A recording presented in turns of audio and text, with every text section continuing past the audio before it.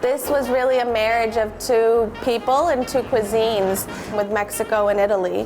When you eat it, it gives you the warmth of eating Mexican food, but in a new way that you've never seen it. The way they take something that would be an Italian dish and make it Mexican, or a Mexican dish and make it an Italian dish, it's incredible. It's so creative and amazing. How all true love stories happen. We met at a bar in New York City.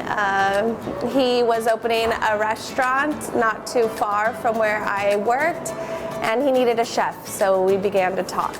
His restaurant that I was the chef at was 100% Italian, so that's where I really learned to cook Italian food. His mom was a chef, so she taught me a lot of the recipes. It wasn't until we moved to LA, where I'm from, and I was kind of looking for my voice as a chef, because I would be cooking Italian food or I'd be cooking French food at restaurants, and so it was like this disconnect, you know, like the food that I was making for everybody to eat versus the food that I was eating.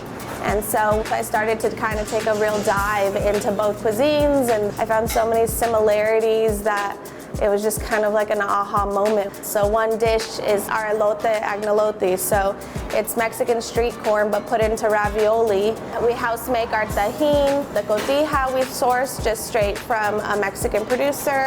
So it's definitely more of a marriage.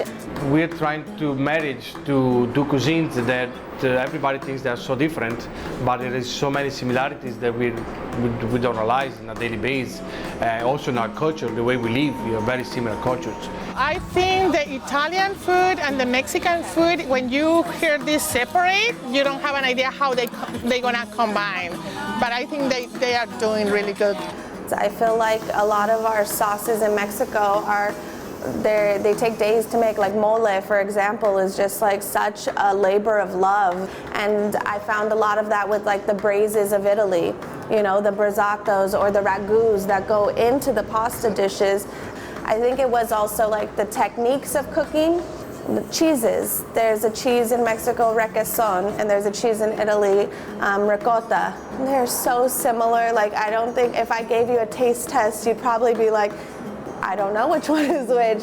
The chili relleno with the manicotti, right? So when I first got it, I'm like, well, okay, I don't understand the chili relleno, but then it's inside a manicotti shell, so it's like super creative and very chefy. It's like really, really amazing.